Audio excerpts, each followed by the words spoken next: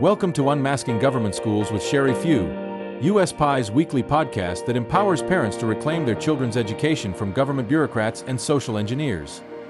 In each episode, Sherry delivers the latest news from the front lines of the fight for the minds of the next generation, equipping you with the tools and resources needed to join the cause.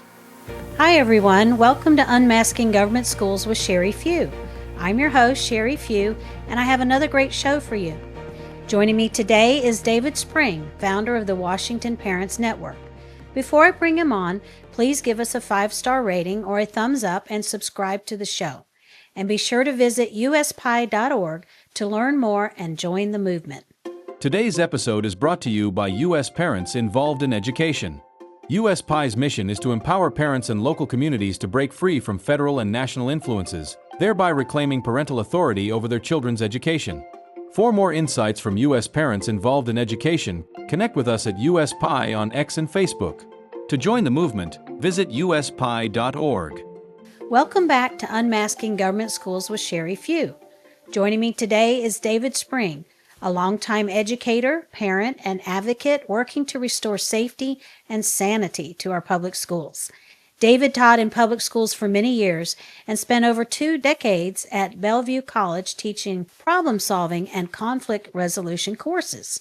He ran for Washington State Superintendent of Public Instruction in 2016 and 2020, originally as a Democrat, but now he proudly identifies as a Republican. With experience as a teacher, educational researcher, and school volunteer, David is the founder of Washington Parents Network and brings a unique perspective on what's gone wrong in our education system. David Spring, welcome to the podcast. Thank you for inviting me, Sherry. Absolutely. I'm very excited and we have a lot to talk about, so let's jump right in. So what is Washington Parents Network and why did you start it? Well, we actually started back in 2020 with a group of parents. We were opposed to the closure of our public schools over the coronavirus thing. We're in Whatcom County, Washington. There wasn't a single child sick in our county. There wasn't a single teacher sick. I was actually teaching in the schools at the time.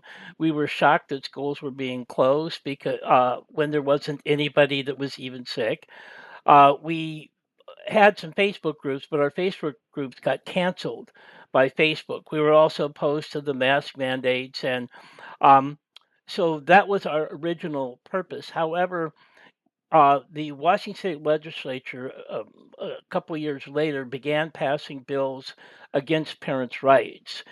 In particular, they passed a bill that we called the kidnapping bill that allowed the state to kidnap a child out of the schools without telling the parents. And after that, an initiative was launched called the Washington Parents' Rights Initiative, and we worked to get signatures for the Washington Parents' Rights Initiative, um, which un- which was actually we got enough signatures, and the legislature did pass the Parents' Rights Initiative last year. However, they only passed it so it would not go on the ballot, and now this year they have voted to gut the Parents' Rights Initiative. So we're kind of looking at another Parents' Rights Initiative. So we basically have become we've always been a parents' rights group. We also are concerned about the Title IX rights of kids in terms of keeping boys out of the girls' bathrooms, boys out of girls' sports, and boys out of girls' locker rooms. Okay, well, that's very interesting. I think you're probably sharing a common story with parents across the country who organized and became active after COVID and the shutdowns and all of the things that were exposed after that. So it's really glad I'm really glad to know that you have an organization in Washington State. Of course, we have a friend in kind, which is our Washington PI president, Ron Higgins. So I appreciate his connection between you and I. So He's you actually filed he's actually a member of our group. Yes, okay, great. we have these weekly meetings every Sunday from 4 to 5 o'clock, and Ron is a major parents' rights advocate here in Washington State.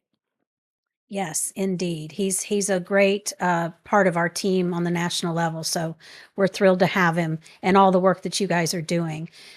So, you filed a complaint against the Washington State Office of Public Instruction in February for their failure to comply with Title IX. And of course, Title IX is the law that's been on the books for more than 50 years that was protecting women's sports. And now, of course, we've seen some of the opposite things happen under the Biden administration rules. But now that we have Trump in office, just to lay a little groundwork, he's trying to reverse the damage that was done by the Biden administration. So tell us about your complaint. Well, what the complaint is all about, when our state superintendent took office back in 2017, he initiated this program of requiring boys in the girls' bathroom, boys in the girls' locker rooms, and boys and girls' sports. And so we've been dealing with that problem for the past 8 years. Um, and what happened was in January of 2025, in a case called Tennessee versus Cardona, the court issued a national order clarifying that allowing boys in the girls' bathroom, boys and girls' sports, what rendered Title IX to be meaningless. And that the judge ordered all 50 states to start complying with the original meaning of Title IX, which basically is a girls' rights and women's rights law. And we were hopeful that um, Chris Reichdahl, our state superintendent, and our governor, Bob Ferguson, would start complying with Title IX because the federal court ordered them to. We also, in August of last year, the U.S. Supreme Court agreed with the Tennessee court and voted actually 9-0 that there shouldn't be boys in the girls' bathroom, boys and girls' locker rooms and stuff. So we thought that the issue was done and that they would start complying. Unfortunately, our state superintendent held a press conference saying that he was not going to comply. And then that forced us to file this 99-page complaint with the Department of Education, basically summarizing 8 years of discrimination against more than 500,000 girls in our public schools here in Washington State. Well, good for you. That's a bold action. And so you've claimed that yours is the most serious civil rights complaint ever filed in the 53-year history of Title IX. And as you mentioned, it's 99 pages long. So what makes it different from other complaints? Well, most Title IX complaints are against an individual school district. They're just a few pages long. They're talking about a specific violation against a specific child. And our complaint is about a state law policy called Policy 3211 that forces every school district in the state, all 295 school districts, and all 2,000 schools in our state to violate Title IX, meaning that instead of just one child being harmed for a small period of time, we have 500,000 girls being harmed for the past 8 years. This makes it by far the most significant Title IX complaint that's ever been filed in the 52-year history of Title IX. That's incredible. So yeah, that's a excellent approach and should certainly render the recognition of those who are looking into the complaints.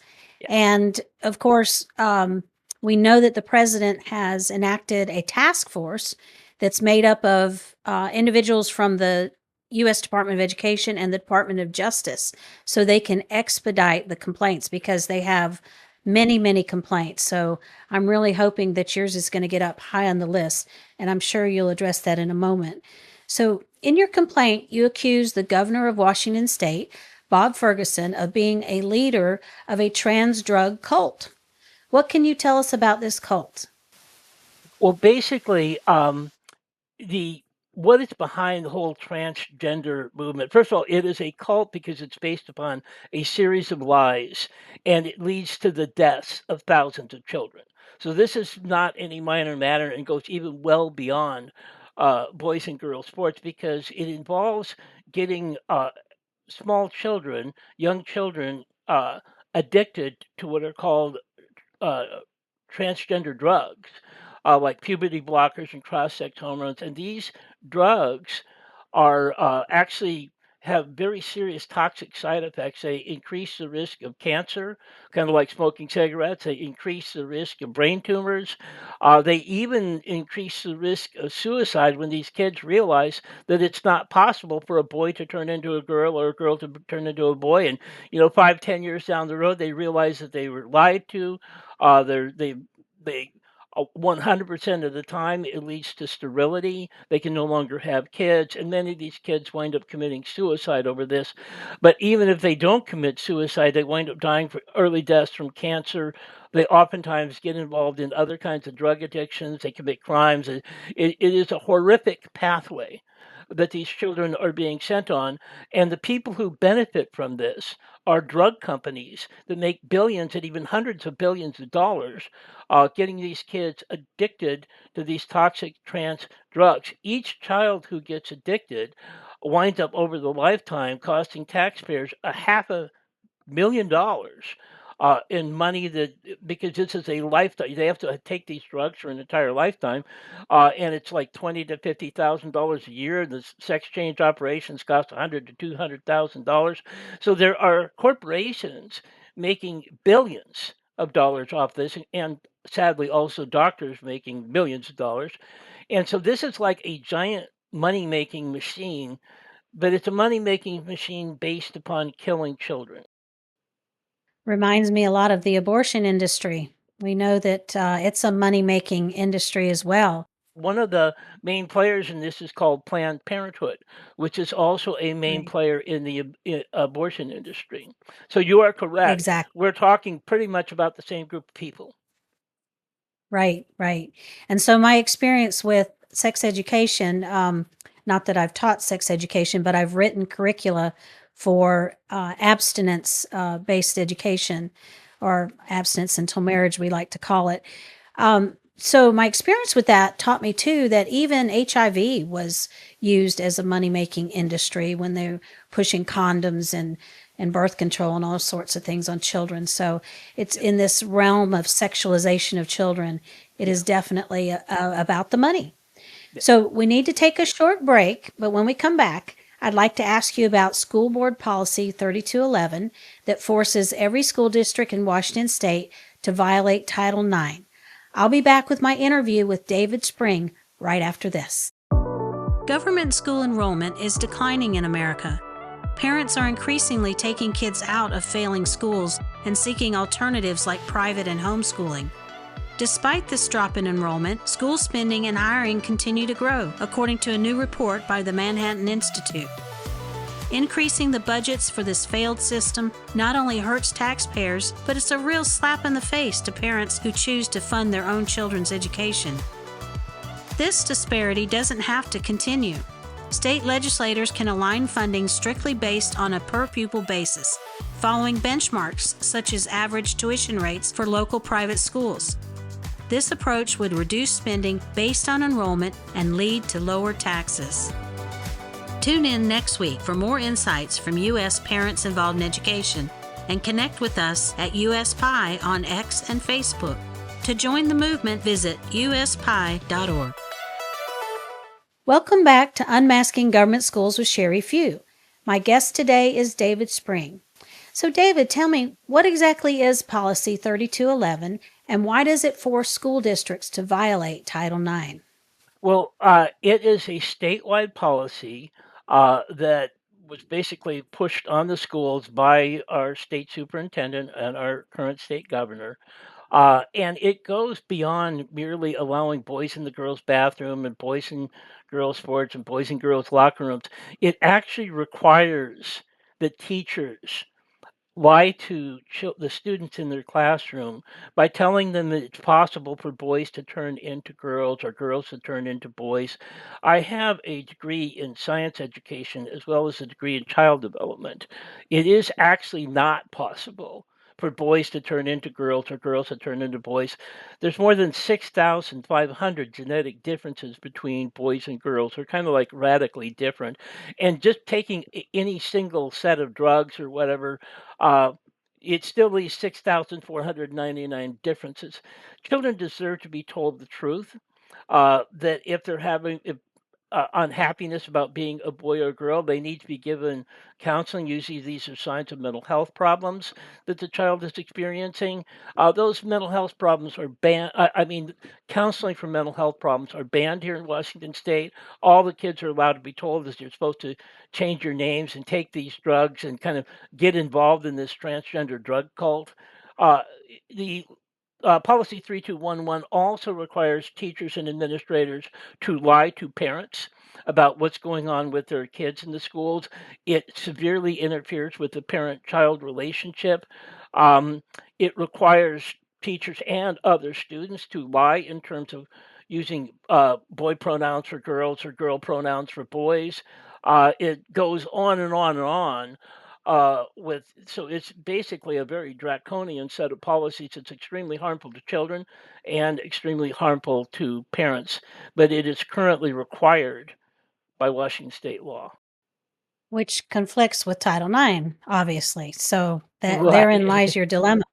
There's the dilemma is that we have a state law that requires um, basically violating the rights of our kids. I just this past week filed a second complaint with the Department of Education about how uh, they also do this stuff where they traumatize uh, small children, like even 5 and 6 year old, if their skin color happens to be white, in terms of this what I call racial shaming, where white kids are supposed to like apologize to the black kids for 150 years of discrimination and stuff like this. It is mind-boggling what's going on here. They're violating the Civil Rights Act of 1964, Title VI, and they're violating Title IX. So we have these federal laws which haven't been enforced pretty much ever since Reichdahl took office. And now we have a new president. And here's the difference: the new president said he's actually going to enforce Title IX and Title VI. Uh, and he has several Supreme Court rulings to back him up on this. But we have, unfortunately, the leaders of Washington State have said they're not going to comply with either Title IX or Title VI or any of the presidential orders. And so it looks like the only way we're going to get any kind of um, justice for our kids and our parents. By the way, lying to parents is also a violation of FERPA, which is another federal law. So the task force, we've been in contact with the task force, and this is kind of the change that's happened over the past week or two, is that they have accepted all of our complaints and many other complaints. There's been more than a dozen complaints filed here in Washington State, and they have agreed that they are going to investigate all of the violations of federal law here in Washington State. I expect that they are going to be coming out to Washington State. They're going to have a press conference about Washington State within the next few days, and that they'll be coming out to Washington State within the next week or two to investigate this, what I call kind of like a crime wave going on against our kids here in our state. So I'm very happy that we finally got the attention. They are also investigating California. Obviously, they've actually taken Maine to court. They're also investigating California, Oregon, and Minnesota in addition to Washington. Well, that is fantastic news. I am so glad because when we talked just a few weeks ago, you were very hopeful that you could get someone's attention on the federal level, and sounds like you have. And to me, it sounds like you have the ideal case for them to use as an example for the rest of the country. And so your complaint also claims that for the past 8 years, more than 1 million students in Washington state have been seriously harmed by these initiatives. So can you give me some notable examples? Well, yeah. So the biggest problem is telling a child, a 5-year-old child, that they can't trust their parents, and it's literally built into the curriculum. It's incredible uh, that anyone would tell a child to not trust their parents or what their parents say or what their parents teach them. Now, I believe that just yesterday or the day before, the U.S. Supreme Court heard a case, a parents' rights case, on this kind of very issue here about the right of parents to opt out of objectionable curriculum that their kids are being exposed to. And it looks like the U.S. Supreme Court is going to at some point make a ruling on that issue. But here in Washington, until they make this ruling here in Washington State, we have this problem where all the teachers, they're also required to actually take brainwashing sessions. The teachers are, uh, which teaches them these brainwashing techniques where they're supposed to brainwash the children. So we have had 8 years of this kind of brainwashing. And we have about 60,000 teachers in Washington State. They've all been required to go through these things. And so we have teachers basically believing this pack of lies that somehow it's good to tell boys to change their names and change their pronouns and start lying to their parents and stuff. It's absolutely phenomenal. And this is going on in every elementary school in Washington State. So it's harming not only children, but teachers as well. So I'm glad that you brought that point in. So you filed an additional complaint on March 21st against the Seattle branch of the Office of Civil Rights. So Yeah, why we did you sure did. submit the second complaint? Okay, so this is going to, I believe, maybe the most shocking thing that people need to be aware about. We all suffer from normalcy bias. We assume that people are going to follow the law, that people are going to tell the truth, and that when the president issues an order, that at least federal employees will comply with that order. And so we have something called the U.S. Department of Education, which has about 4,000 employees. Um, and of those, about 600 of them work for the Office of Civil Rights. Now, they found that what happened was 99% of these 4,000 employees, starting in 2020, have been on a 5 year vacation. They actually haven't gone to work in the past 5 years. Many of them do not answer their emails, they do not answer their phone calls. Uh, right after Trump was elected, and before Biden left office, Biden negotiated a new union deal allowing these employees to not go to work until the year 2029, making their vacation 9 years long instead of the 5 year vacation that they've been on, so they could be on vacation all the way through the Trump administration. This was why Elon Musk suggested, why don't we send these people an email to see if they even answer the email? In order to keep the job, all they need to do is reply to the email. It lets them know if the people are still alive or still around or still answering their email. These people are paid an average of $140,000 a year, and they are not required to go to work at all. So they wound up kind of firing about half of these people. And then including about 300 out of the 600 people in the Department of Education. But a group that was not fired was the Seattle branch, the Seattle office here in Washington State of the Office of Civil Rights. There are 25 people in this group. And when they did not reply to our February 28th complaint after a week or two of trying to send them emails and phone calls, with none of them they answered, I wound up, I live only about an hour's drive from Seattle, and I know where the federal building is in Seattle. And it was on, their office was on like the 30th floor of the federal building. And I said, I'm just going to bring a handwritten copy of the complaint and go up and talk to them about what's happening here. We have a 500,000 people whose rights are being violated. We're gonna do about this? So I went up to the office, assuming that those 25 people would still be there. I was surprised to find the door locked and there was nobody there. I knocked on the door, nobody answered. I pushed the buzzer like I was dropping off a package, and a young girl came to the door to get the package, and she opened the door, and I said, "What's going on here?" Um, she said that there was nobody there who could answer any of my questions, and but that she would be glad to give my complaint to her supervisor, and that maybe he would get back in touch with me. Um, I was astounded. I could see that there was like 25 cubicles in this office, and I was astounded that there was literally nobody there. I have since read a report that was written by Congress. There was a hearing on this in January where they said that this was going on in Washington, D.C. and all across the nation. There were all kinds of empty buildings because there was nobody left in the federal government. And what people were left in the federal government were actively sabotaging the Trump administration. This is something people, in case you're wondering why we're having difficulty right now, is that we have like about 1 million people in the federal being employed in the federal government who are unfortunately Obama and Biden loyalists, and they are not even interested in complying with federal law. So I went back. I did my research over the weekend. I realized, okay, there's problems here. I got a reporter to go with me to document this because I felt that nobody would believe me that this was going on. And so this reporter came with me back on Monday because I hadn't heard anything from these people. And once again, the door was locked. There was nobody there. We had to ring the buzzer to like we were dropping off a package. And this time a guy came to the door. And again, we asked if there was somebody that we can talk to there about our complaint. And he said no.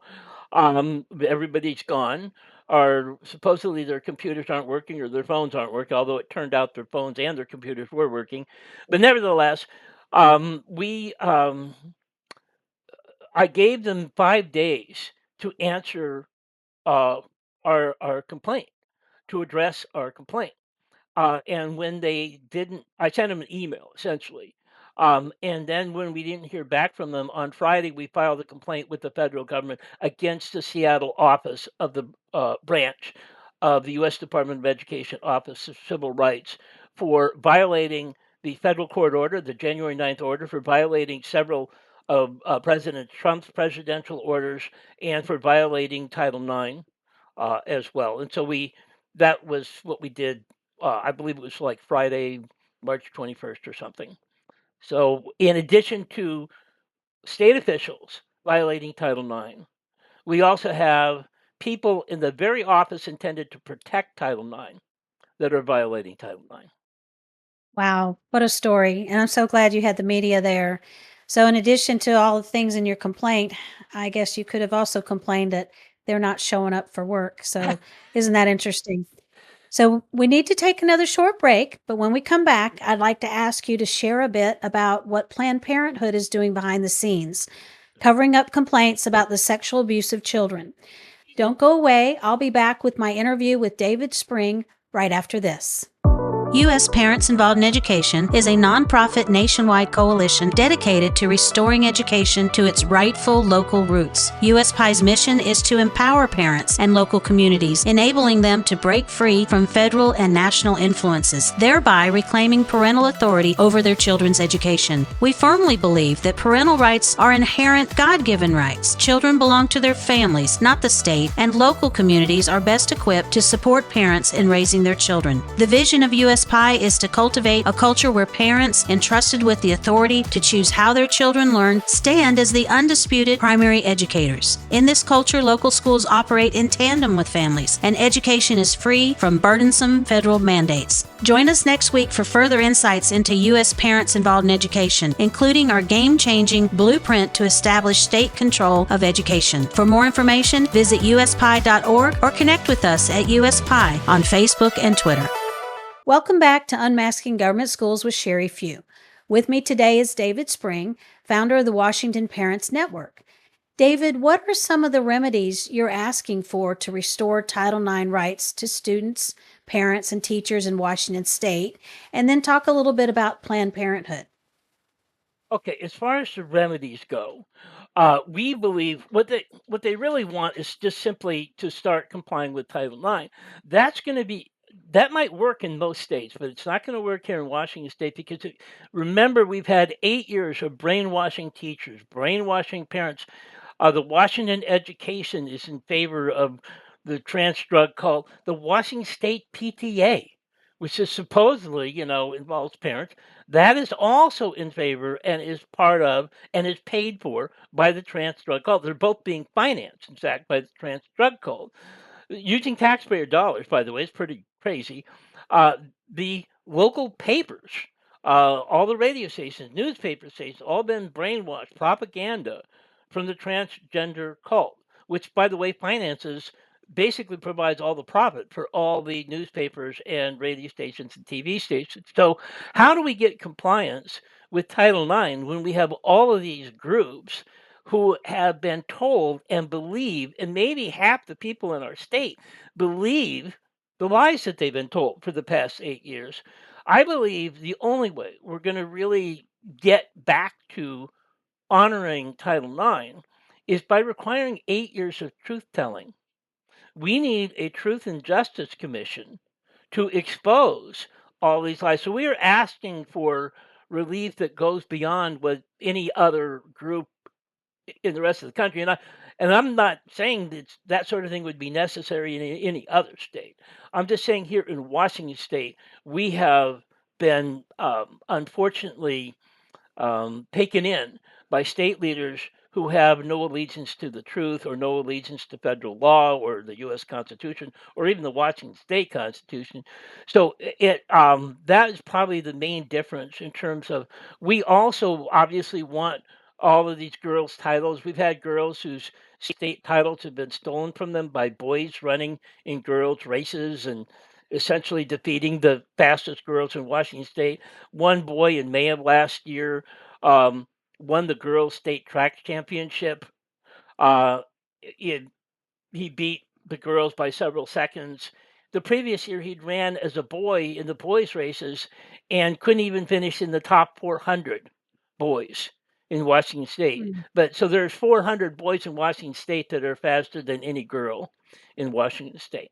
Now, as far as Planned Parenthood goes, this is quite a shocker as well, because even though Planned Parenthood is not supposed to be getting, federal funding or taxpayer funding because of their kind of involvement in the abortion issue, they found a back door, a way to get massive amounts of funding through the Biden administration.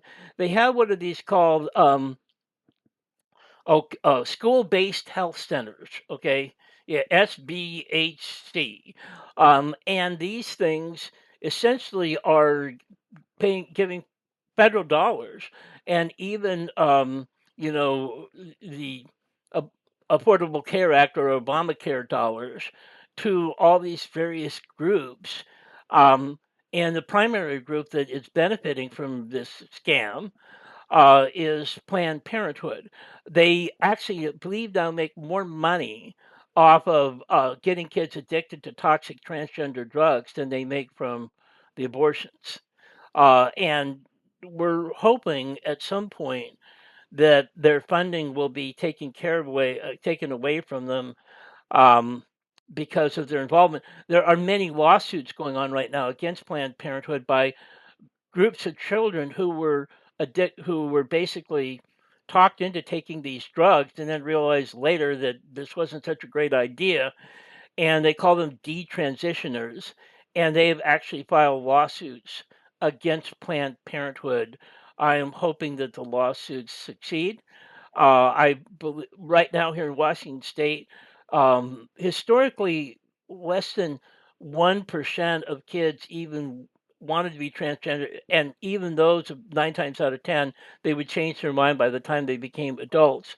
However, here in Washington State, to show you the insanity going on here, recent polls have shown both polls by the CDC and local polls, what they call healthy youth polls, have shown that in answer to the question, are you a boy or a girl or other or unknown?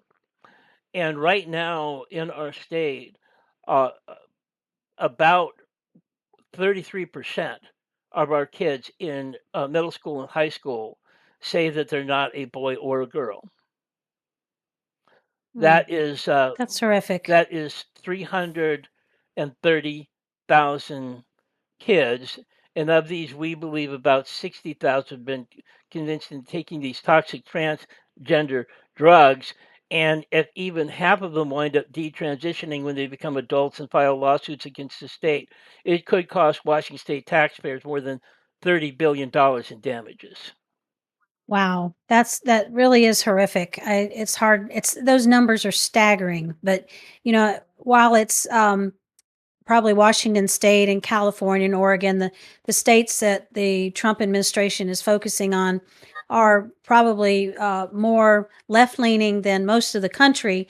We know that this is a trend all over the country. So There was an old saying, I remember they used to say, what happens in California will eventually make it here. So I'm aware of it in our own state. But you are just shedding a spotlight on this for the rest of us to understand how bad this has become and how much more we need to do to eradicate the problems. You are so passionate about this issue. So I'm just wondering, and I'm sure that our viewers would be interested in learning where you derived your passion. What is it that motivates you to be so involved and so active in seeking justice for the children in your state? Well, my first of all, I am concerned about all 1 million children in our state, but I have a daughter. Okay. And my daughter was attending high school uh, here in Washington State. And when Chris Reichel was elected at her high school, they announced over the intercom while she was in class that effective immediately, this was literally just a couple of weeks after he was elected in 2017, that effective immediately boys were going to be allowed in the girls' bathrooms and boys would be allowed in the girls' locker rooms. My daughter and all of her friends were appalled by this, and I mean really appalled. Unfortunately, the boys at her high school thought this was funny and threatened and teased the girls that they were going to start going in their bathrooms and locker rooms. My daughter was so furious, and her friends were furious. My daughter wasn't the only one. Okay. She came home and uh, insisted that she wanted to drop out of school. First of all, was caught off guard by this. I really didn't know exactly what was going on at the time. I told her that she was not allowed to drop out of school. The other parents of the other girls told their daughters they're not allowed to drop out of school either. They have to stay in school. They're seniors, and I will look into it. I will try to take care of it. But for the time being, you're not allowed to drop out of school. So they went back, and the girls. She had several friends. They formed a gang of girls, where 6 or 7 of them would all go to the bathroom at the same time, and some of them would stand guard while the other girls went to the bathroom. This went on for the rest of her senior year. And in addition, my daughter was involved in sports, and many of the other girls were involved in sports. And they from that point forward, they refused to use the girls' locker room at the high school. They didn't even want to run the risk of there being a boy in the girls' locker room. Every one of them literally just simply brought their clothes home, and they changed out of their athletic uniforms at home, and like took showers and whatever at home. This is appalling. Taxpayers paid for these locker rooms. We parents, okay, paid for the school, and this was astounding to me. I did look into it. I learned that not only was it harmful to my daughter, but the harm being inflicted on my daughter was was basically minuscule compared to the harm being inflicted on these children. I'm talking about the ones who got talked into saying that boys can be girls or girls can be boys. The more I found out about it, the more angry I became. So it all started with my daughter, but then it wound up kind of growing from that point forward. I have like a degree in science education, and I can read scientific studies. I read all the scientific studies.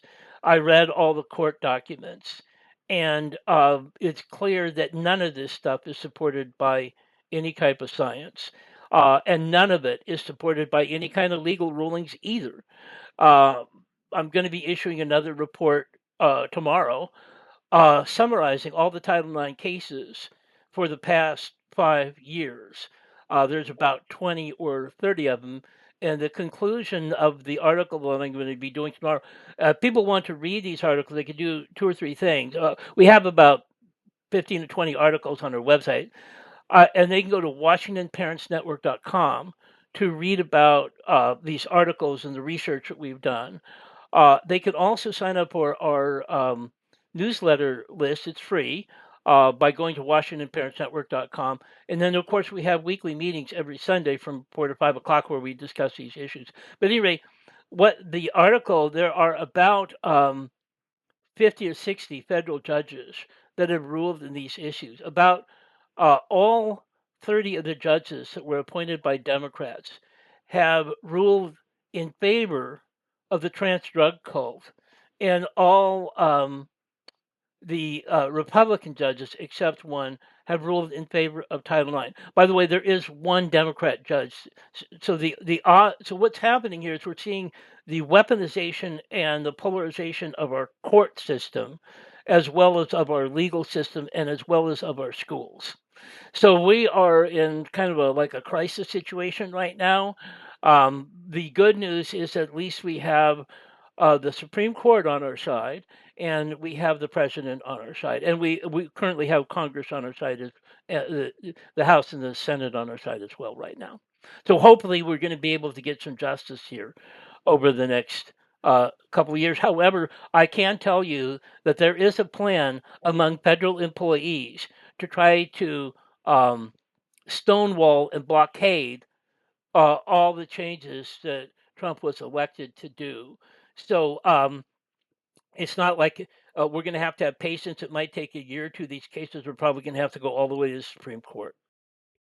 Well, it does sound like you certainly have the right people in support of what you're doing, and I'm really hopeful, and we'll be praying that you have some great Oh, outcomes, because if you can do it in Washington State, it can happen anywhere. and There's something you wanted to add? yes, something I want to add.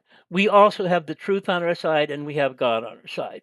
And Amen. I believe Amen. that this is, at some point, uh, uh, truth will prevail. This is a war between good and evil.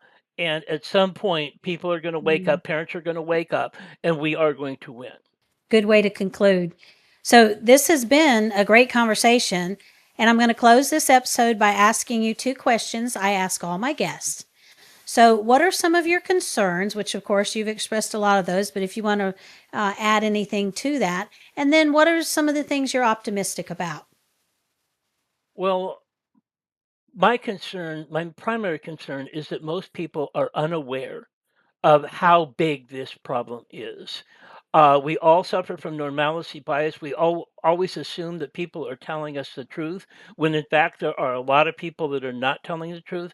We have many powerful adversaries in this, and it really is going to take a full-time commitment of people to recognize that this is a war between good and evil.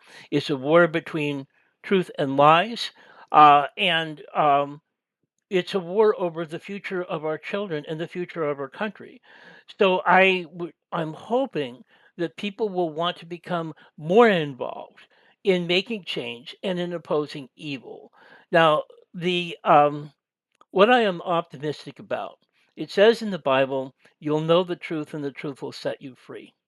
Right now, what is keeping us in slavery over this issue is lies.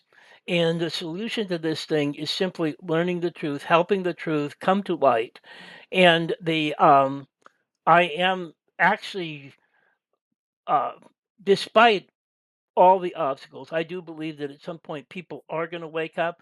I do believe that Pam Bondi, in particular, has said she's not going to let this issue go, and that she intends to prosecute this issue, and if necessary, take the leaders of Washington State all the way to the Supreme Court.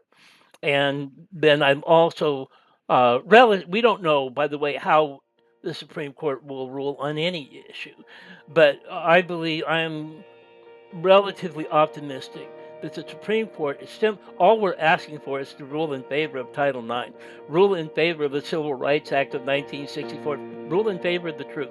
That's all we're asking for, and I believe the Supreme Court will do that. That is a great thing to end the show on, with your optimism. So thanks again for coming on the podcast, David. And we'd love to have you come back in a few months to hear an update about your complaint and other progress you're making through Washington Parents Network.